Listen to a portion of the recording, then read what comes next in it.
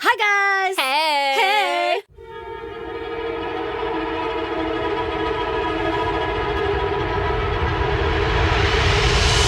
God damn. Want to hear my goddamn? Yes. Can you tell I'm excited? Wait, let me tell mine first. Okay. Because yours is far too exciting. Okay, deal. No, it's yours. No, it's okay. No, it's yours. Let's do it. Guess what, guys? Guess what? Guess what? I quit my corporate job. She quit it. She quit it. She did quit what? it. She quit it. She quit it. She She quit quit it. AKA, I'm retired. Ooh. Yeah, you did. You're Girl, about retired. to join the fucking stay-at-home mom life with me, and I'm so excited. I cannot wait to be regulated again. Oh, it's the best. Oh my god. the best This feeling. has been a tough journey since being back at work like 8 fucking months ago. Yeah. Everything has just gone to hell. I think you guys know the podcast has even suffered. Like, we're just missing days and shit. You know? Oh my God. It's been so crazy. And I'm so excited to just fucking start fresh. Oh my God, I'm so happy for you. I'm going to go fix my house, fix my kids, fix my family, fix my brain. Mm-hmm. And then we'll just see where life takes us. Oh. Maybe it takes us to podcast famous-dom. Or maybe I become a hippie and I just lay on trampolines all day getting high, staring at stars We'll find and out. clouds. The world is your oyster. I could do fucking anything I want. You could. Maybe I'll go be best friends with Trump and be like, hey, man, You have to be best friends with me. do you need a hug? Do you need a hug? Do you need some human touch or something? I don't know. I'm just so excited Oh my right God. now. I'm Like, it so doesn't even excited. feel real. This is day one. Day one. Day 0. Day 0, technically. Yeah. Yeah.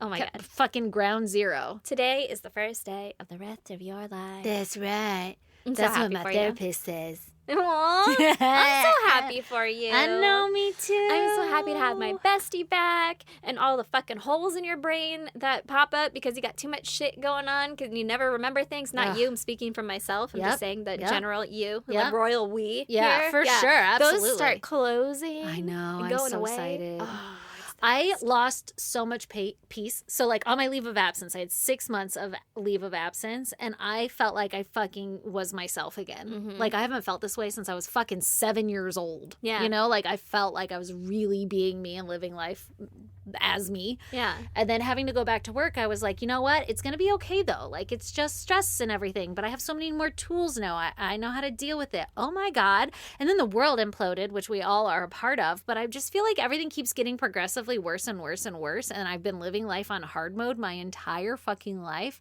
and I've just decided to not do that anymore, and we're going to see what happens, and you guys get a front row seat. So join me or don't. Watch the show. Yeah, because I just want to be happy. Yeah. So that's where I'm at. Yeah. It's great.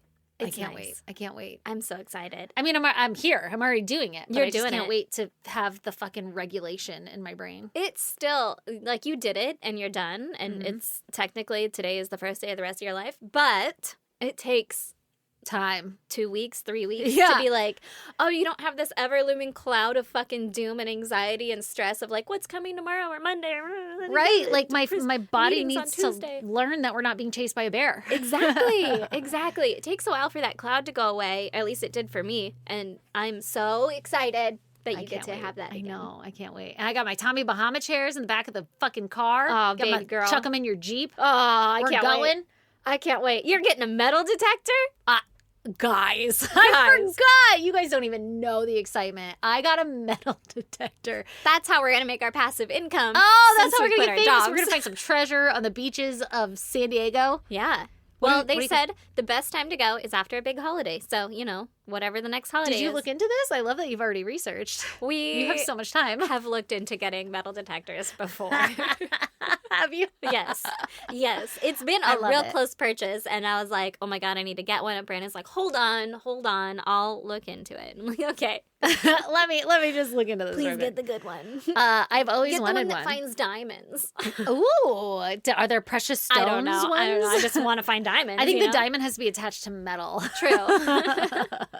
for it to work. I don't know for sure. This one only finds rubies. I remember looking into it a long time ago, and I thought I read something that was like, it's actually really hard, and like you're probably not going to find anything. And I was like, that's discouraging. But that was like past Stacey.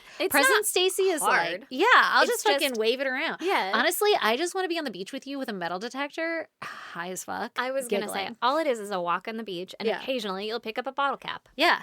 Who I cares? can't wait. Yeah. We need you need to start making us satchels for all of our treasure we're gonna find. Okay. I will make I would like a across the shoulder bag, please. I will. Okay. That I can fling on my butt when I bend down. Uh-huh. You know, yeah. so like it won't I don't all have my a flap. treasures won't spill out. So that Definitely need a flap. Mm-hmm.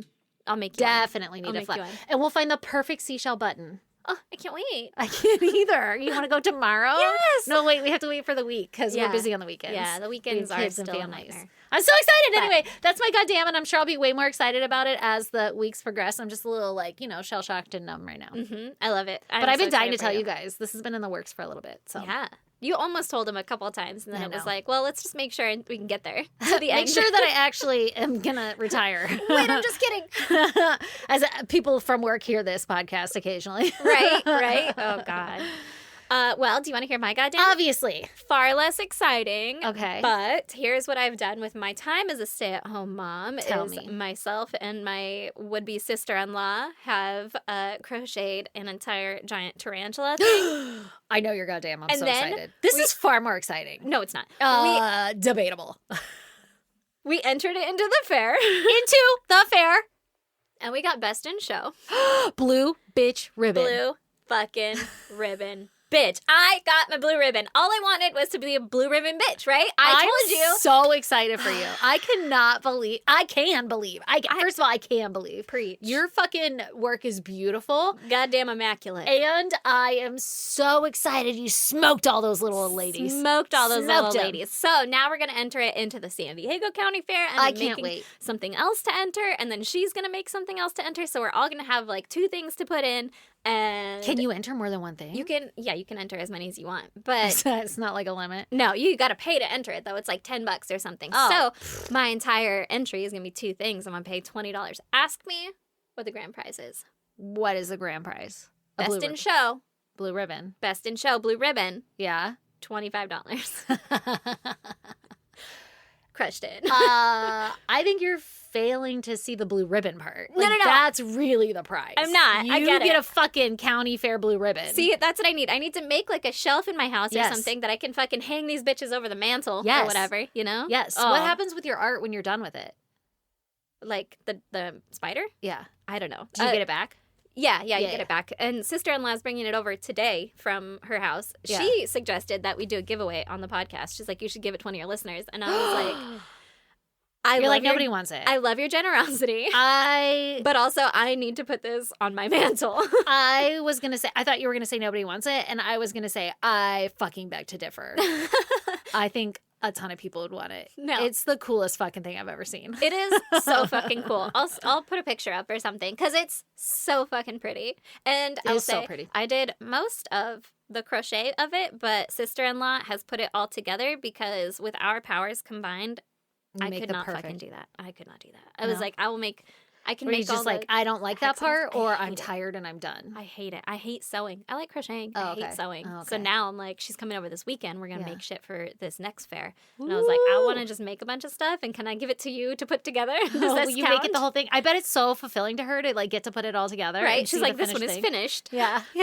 Like she gets the best part. Right? I'm like, no. I don't want anything to do with that. I hate it. You're hate such a sewing. grinder, though. You always have been. I always have been. Yeah. Minecraft, you want wood? Girl, I will destroy this whole forest. Red Dead, you're like, I got all the feathers. All of them. Yeah. It's like, Every I need to type get of herb. 100%. Exactly. I will grind. I will fucking 1,000,000 stitches. They're all going to be uniform and perfect. Yeah. But you got to do something with it after. You got to put it together. I don't want I also have an Afghan thing that I've already made that I was like, oh, maybe I'll put that in because it's really pretty. But I made it for myself. And so in my brain, I was like, fuck weaving in ends. I'm never going to do that. So the back of it is all icky. And I was like, well, if I ask put her this to in- weave in your ends. She said, I'll help you do it this weekend. And I was like, bet. Deal. That's so Thank funny. God. Oh my God, that's so exciting. Yeah. So technically we're blue ribbon bitches, me and the sister-in-law. Yeah, But, you know, yeah. I love it and I'm counting it. Oh, those pumpkins out front are for your chickens. They eat them, right? Yeah. Do you want them or no? Sure. Okay. Every time you leave, Leah's like, did she take the pumpkins? I'm like, I fucking forget every time. Every time.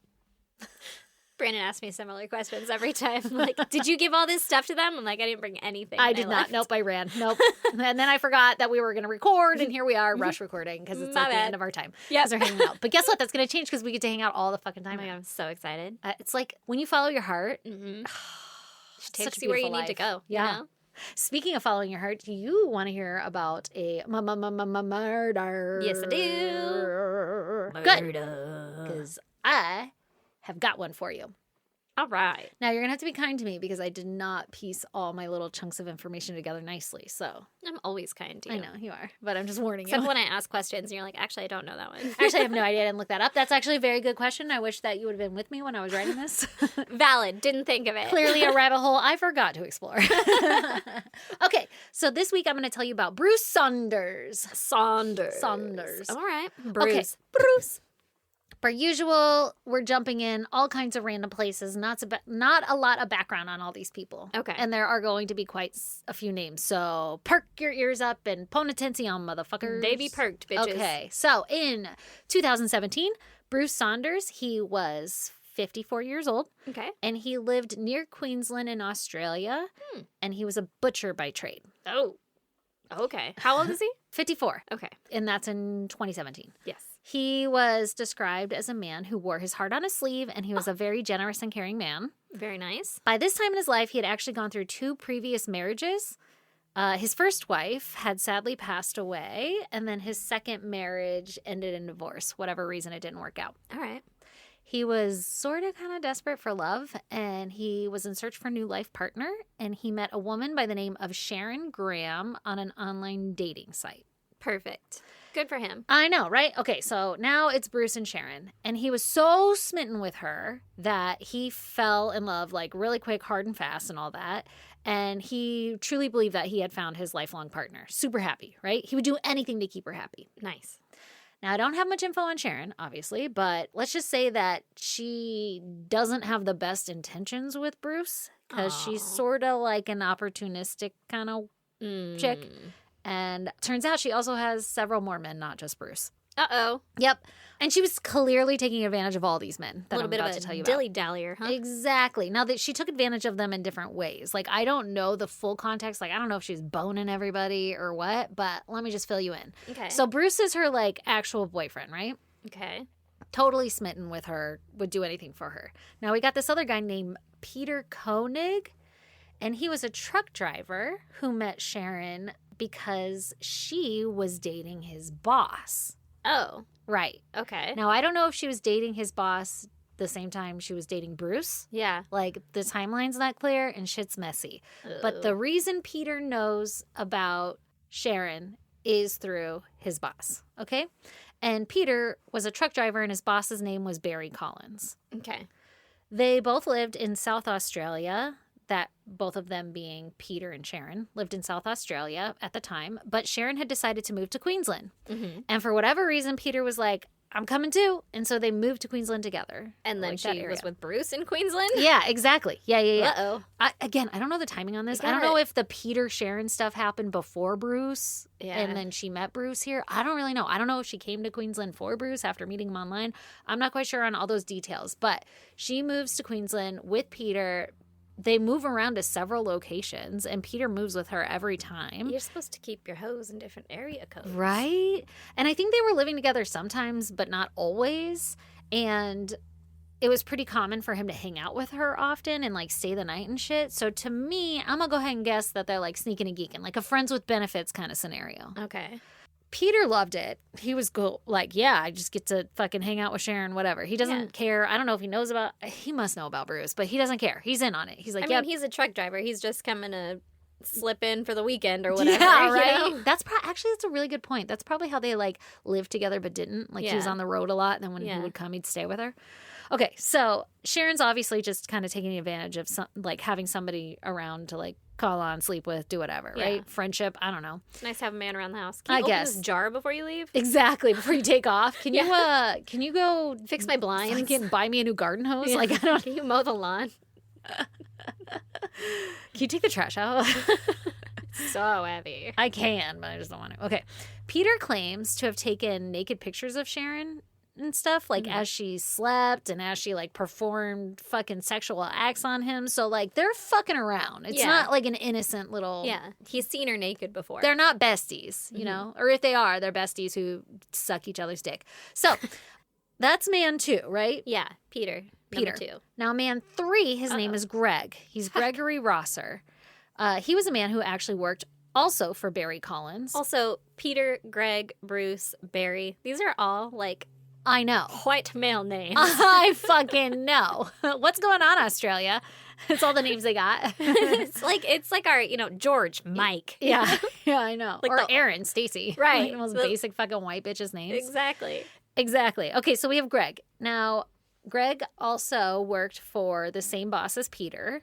Okay. But what's weird is Greg didn't meet Sharon through his boss when Sharon was fucking dating his boss. Instead, they also met on a dating site. Oh. Weird, right? Yeah. Maybe it's a big company. Maybe, like how I worked for a giant corporation. Yeah. I was also wondering if, because it's a truck driving. Yeah, I know. That's what I said. Good. Worked. Thank you, though. Don't let me slip up. Get that out of your head. Yeah. But they're truck drivers, too, so I don't know how often, like, you're hanging out with your coworker. You might hear him on the fucking CB radio or some shit. Are you all at the yard together ever? Yeah. Or like you said, maybe it's a big-ass company. But either which way, Sharon meets him through a dating site. Now, from my perspective, I'm like, is this girl just out here trying to find people to make her life more easy? Like, she's just on the dating site all the time. Yeah. Just never deletes it. I guess. Just going to find the next one who's going to give something to your life. Right. So to me, I'm like, this bitch is opportunistic as fuck. Like, she's being manipulative and all this other stuff, right? Yeah. Just keeping her fingers in the pot just in case. It's kind of fucked up. Exactly. So now Sharon is seeing Greg and Peter while she's actively dating Bruce. Jesus. Yeah, so there's a lot of fuckery going on. Greg, I think, also knew about Bruce. Okay. Greg was described as aggressive and he didn't have a lot of money. He wasn't someone that you were dating for like stability purposes, you know? He was kind of like the bad guy, like he's bad fun. boy vibes. Yeah, he's a vibe. He's a vibe. He's a vibe. He's a vibe. He lived in a caravan park and they would meet up often and bone in his van. Whatever. That was their little relationship. Okay. Good for them. Bruce was actually introduced to Greg, like, as a friend. Sure. Yeah. But they told Bruce that his name was like Roger or some shit. Like they lied about his name and lied about just being friends. Like she fucking bringing him to Bruce's house. That's fucked up. It's so fucked up, man. Poor Bruce. Yeah. Okay. So how now, old is she? I think she's around the 50s also. Okay. Or like early 60s or something. They're all around the same age. Okay. Just making sure she wasn't like some 20-year-old. Right? Yeah. No, I don't think so. It didn't mention really, or I didn't catch it. So now we have those 3 men, and they're all in bed with Sharon, and they kind of think they're the favored one. She's like manipulating them all. Bruce Girl, burning the candle at fucking 3 ends. Honestly. You are going to get burnt. But it sounds like she was kind of using it to her advantage, right? Like, open this fucking jar for me. I don't know, but it does sound like a lot of work. Yeah. Juggling that shit? Keeping that together? Keeping that straight? No. What are they? Is she fucking Roger in your phone? Oh my God. Do you think? 2017? Maybe. Oh my God. Yeah. That's so crazy. Maybe Bruce was like really turning a blind eye to shit. Yeah. I don't know. When you see the scenarios, it's like, how? Well, you said he was very like kind and everything. He might just be very like open-hearted and like not. Oh, he wore his heart on his sleeve. He was like in love with her. Yeah. Yeah. But not thinking the worst of people. No. And why would you ever expect that someone would be dating not 1, not 2, but 2, 3 other people? Like that's fucking. Yeah. That's a lot, you know? Yeah. She's for sure being opportunistic. Yeah. Now, this whole time, Sharon doesn't have a job, obviously.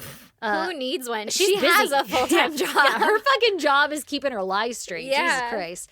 But Bruce, he's so smitten with her that he's like offering to take care of her financially as like the best he can. He's not like loaded or anything, but the guy's got a steady job. He's got a home. Like, he's like, stable you can enough. Stay with me, but your boyfriend can't. Yeah, Roger. Yeah. Obviously, Sharon liked that, so she's keeping him around and to basically fund her lifestyle. Yeah. The problem was, like I mentioned, Bruce didn't have like a lot of money. He just had like enough.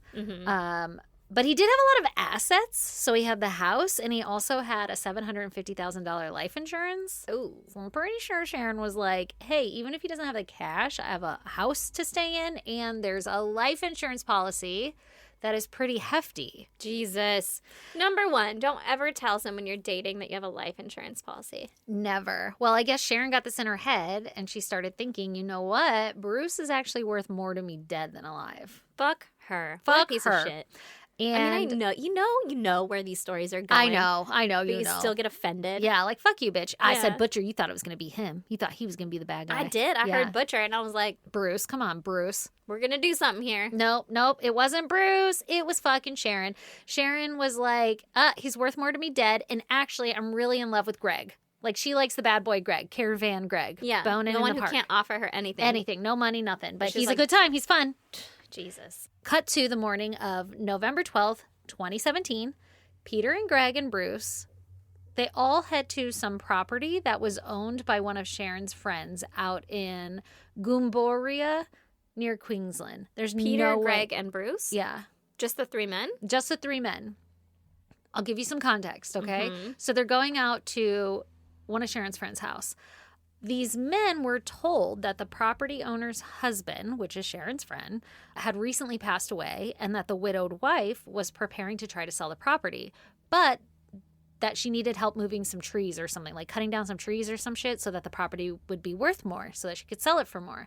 And so Sharon had offered the help of these three men. She's like, I got some guys. I got some guys On retainer. and I fucking blow them on Tuesdays, so they'll be happy to chop down a tree or two for you. Get Yeah. some of that good wood, you know what I mean? Yeah, you So- chop down that wood, and I'll chop down theirs. Hey. Exactly. So Sharon's like, don't worry about it. I'll have my guy friends come and chop down all these fucking trees. Mhm. And so that's what they did. And they're all fucking wrapped around Sharon's fingers. So all three of these men come together and they go to this woman's house and they're helping clear the fucking property. So how do you know, Sharon? I know. Well, fuck? from Bruce's perspective, he thinks that they're just friends. And from the friend's perspective, like Peter and Greg, they know that she's with Bruce and that it's like a hush hush. But I don't think that fucking Peter and Greg know that the other are fucking Eskimo brothers. I Right. don't know. Right. I don't Like fucking they both know. just think that they're the only The one favored that's one. cheating. Yeah, Ugh. exactly. It's a bad fucking situation. But how Also, awkward with her. Very Like, brave of her to put them all together and just assume they're not going to say anything or it seems whatever. very dysfunctional. Yeah. Yeah. Or maybe she didn't fucking care. So Could be. these three men, they had been helping the woman clear her fucking property for a couple weekends in a row. Okay. Like they had been out there and doing some shit. Bruce had footed the bill for all of the equipment. He rented a truck, chainsaws, this industrial-sized wood chipper so that they were getting all the fucking work done. At the end of a long day on November 12th, after they were all done working, the three men turned off the wood chipper and they headed up the driveway towards the house where the lady who owned the home was like sleeping for the night or some shit. I don't know. It was like 7 p.m. at night. So she's like in there relaxing and they're going up there to be like, hey, anyway, we're done for the night. According to Peter, as the trio walked towards the home, Peter was leading the group. Mm-hmm. He felt Bruce trip behind him and fall, and Bruce's body brushed against Peter's arm as he fell. Mm-hmm. Now, when Peter turned around, he saw Bruce laying on the ground, and Greg was standing over him holding a steel bar in his hands. Uh-oh. Greg went binky dink, whack-a-mole. Uh-oh. He They're popped on Bruce. the fucking driveway, They're bro. on the driveway. The steel bar that Greg had in his hands was the one that they were using for the wood chipper to like feed the branches into the chipper when they had gotten too far out of reach or whatever. Or Yeah. like so you don't fucking wood chop your fucking Arm hand off. off, yeah. Exactly. So that's where it had come from. And Greg had grabbed it and had clubbed Bruce in the head. And Bruce falling or tripping was him fucking being knocked out. Yeah. Greg then starts swinging the steel bar at Bruce's head, clubbing him over and over again. Peter immediately starts screaming and is like, what the fuck are you doing? Like, what's going on, man? Like, I thought we were just going to go. I thought we were done for the day. What the fuck is happening? I wasn't in on this part. Yeah. And Greg just responded, like, he's fucking dead now. Like, very matter of fact. Like, I killed him. He's dead. What are you talking about? What are you doing? What am I doing? Like, Greg was very even keel about it. What the Yeah. I'm fuck? just like, I'm fucking killing him. Whatever. Peter then helped Greg drag Bruce's body back to the wood chipper. He's like, what are you doing? I'm killing him. Oh, okay. Do you need a hand? I know. It's all fucking weird. Okay, and obviously we're getting the story from Peter and Greg in this scenario. So he's okay? like, I wasn't at all involved. Yeah. And then he asked me to help, and I'm a good man, so. Yeah. So I don't know the logistics and in-betweens, but I'm guessing if Peter is really that innocent, then he's probably like, I don't want to get in the fucking wood chipper, so let me help. And he is holding a steel bar, so. Right. So that, or if Peter's just like, in on the plan, and he's just saying, oh my God, it surprised me. You know, I don't really know. It surprised me and I didn't know what to do. Exactly. So Peter helps drag Bruce's body back to the wood chipper and places his body on the feeder tray of the machine. And they turn on the machine and they used that fucking stick to guide Bruce's arms into the chipper so that the chipper would like suck up the rest of his body. That's fucked up. Well, his arms got stuck, and so did the rest of his body, and Peter panicked, and he hit the stop button on the wood chipper, so Bruce only got fed, like, halfway through. It's a rental, bro. I'm sorry, are we not thinking about that? What, are you gonna fucking hose it down? Can wood chippers get wet? I don't know. Hose them down? Did they Google that? They've got fucking motors and shit, right? Like, you can't just, like, hose down a John Deere, can you? Right. I don't know the logistics. I don't know. Clearly, they were not thinking right. Right. Or they were thinking. Well, I mean, I guess if he stopped halfway, you could be like, whoa, it was an accident. He fell in. I hit the stop button. But also now you can't see his head because that part is bashed. And so technically it's like getting rid of evidence that, you know, you could say. Yeah. All very insightful. Yeah. You could say it was an accident at that point, I guess. Well, however. Oh, God. If you're just planning to, like, shove it through and be like, this is a good way to dispose of a body, and suddenly we have one less person. Not a good plan. Don't know what happened. Like, that's terrible. That's a rental. You're not going to get blood out of that. Yeah, that's a really good point, though. You're probably right. Like, if that was their plan to, like, pause it, to be like, now we got rid of the fucking evidence, they wouldn't care if it's a rental because they're going to be like, it was an accident. Yeah, exactly. It happens sometimes. Yeah, but, like, if you are going to wood chip them and then be like, anyway, here's your machine back. You can't do that. No. Yeah, you could never clean that out. Like, you're not trying to hide it at that point. Also, there's pictures of this wood chipper, and I did not see any blood, which I find shocking. But I don't know. Maybe they don't have those ones published. But okay. Huh. I mean, at least he was already dead. Hopefully, at that point. Hopefully, yeah. So Bruce is fed through partially. Peter stops the machine, and he immediately calls Sharon. And Peter and Greg tell Sharon that Bruce had, quote, gone through the chipper. And then they walked up the driveway to the woman's house and asked her to call the police. I'm sure they were a little more frantic. I read that very generically. But you know what I mean? Like, okay, so he gets the thing off and he's like, oh my God, Bruce is in the chipper. And then they run up and call 911. Yeah. Weird that you're calling Sharon first and not 911 immediately, but okay. True. You got to go to the house to have her call 911? Weird. Yeah. Yeah. I mean, but what else are you going to do? That's probably evidence that they fucking planned this Call shit. 911 on your phone? Yeah, I know. That you called Sharon with? That's what else you're going to do. But they're not surprised. They planned it. Yeah. From my perspective, I'm thinking, they fucking more evidence they planned it. Yeah. Okay, so around 8 p.m., the emergency services, they get the call, right? And they come to the property in Gumboria, or however the fuck you say that. Gimborian? I don't know. I did not Google it, but it's a cool fucking word. Lots of O's in it. But in Queensland, Australia. And it took them like 30 minutes to actually get to the property. And when they got there, they were met by Peter and Greg, and they looked really distraught, and they were claiming to be Bruce's friends, and they were recounting to the officers how Bruce had been careless around the wood chipper all day long and how he had accidentally fallen in. So that's the story they give them, okay? When the paramedics went to the wood chipper, they found the human remains of Bruce, which were scattered 15 meters, which is 50 feet. Jesus. About 50 feet. 50 feet? Half a football field around this fucking wood chipper. Like, those aren't they? Not those are yards. That's yards. It's not that one. You know what I was thinking? You're wrong.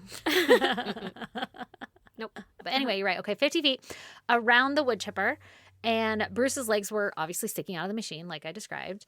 And they observed a pool of blood around the machine that was 2.5 meters wide, or about 8 feet wide. Ugh. So there's fucking blood everywhere. Oh my God. Can you imagine? Somebody went through the goddamn wood chipper.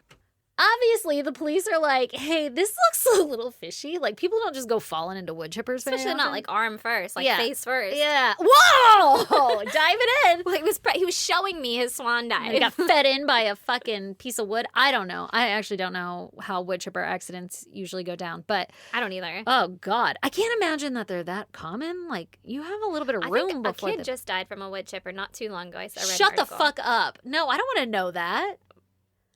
Was he playing hide and go seek? That's what my brain thinks. And then the dad goes and turns it on and cooks up his fucking kids. No, he was like helping.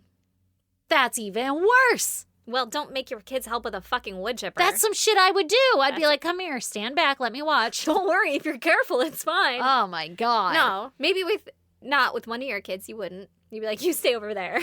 Maybe. There should be a fence around this thing. Honestly, how old was the kid? I don't remember. Oh my God, this is the saddest thing I've closed ever it out heard. of my brain. I don't think I even read the article, just the title. And I was like, ugh. I don't need that in my brain either. Okay, so the police are like, this is fucking fishy. This doesn't look like an accident. This might be a homicide or some shit. So they start digging in on Sharon and Greg and Peter. Yeah.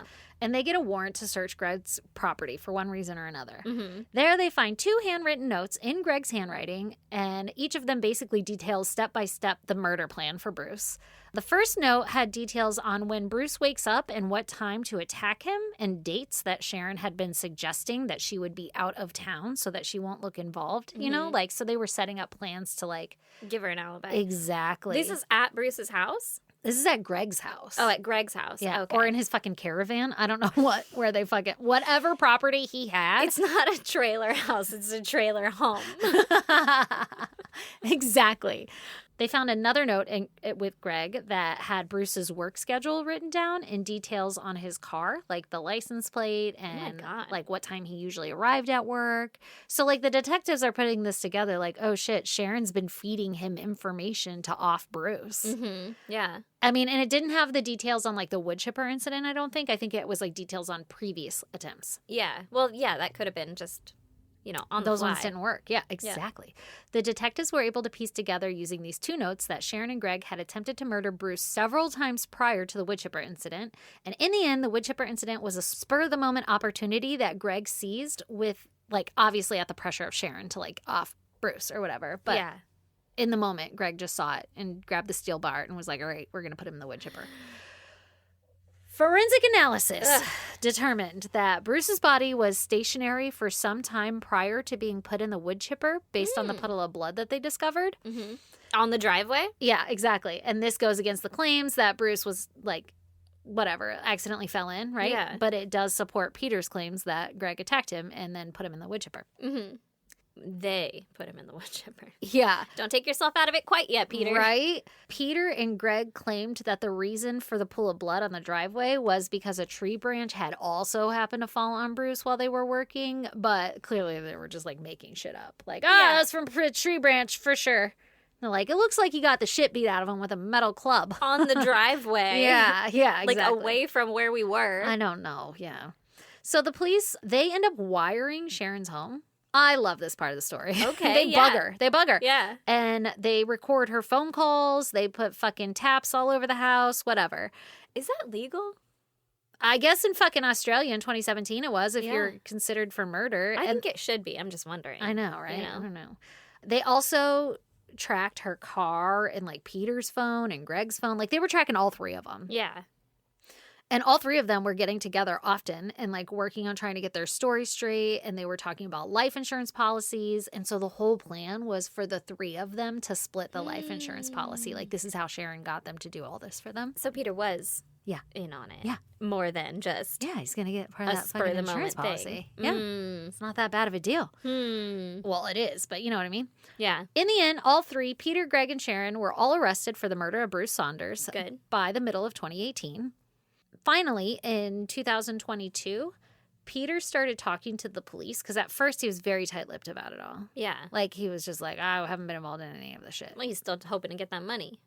Yeah, but then I think Peter started to get an idea here, like if I cooperate, maybe I won't get in as much trouble. Mm-hmm. So he started talking to the police and actually telling them what happened, like Greg really did hit him and all this other stuff.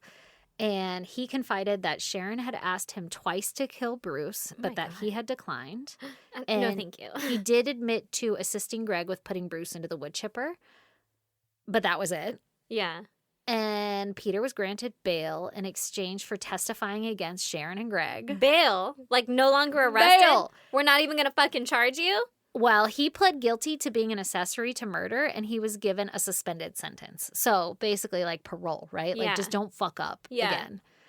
Don't kill anybody else. Now, a trial was held for Greg and for Sharon. Mm-hmm. Greg pled not guilty, but he was found guilty by a jury and was sentenced to life in prison because they're like, you fucking for sure did that On shit. account of he killed them. Right? So Sharon also pleaded not guilty and denied ever encouraging Greg or Peter to kill Bruce. However, a jury found her guilty and she was sentenced to life in prison as well. wow, good. Yep. Bruce had a son who had lost his mom to breast cancer prior. That's probably the wife that had passed away. Yeah, the first wife. And now he has to live a life without fucking both of his parents. Wow.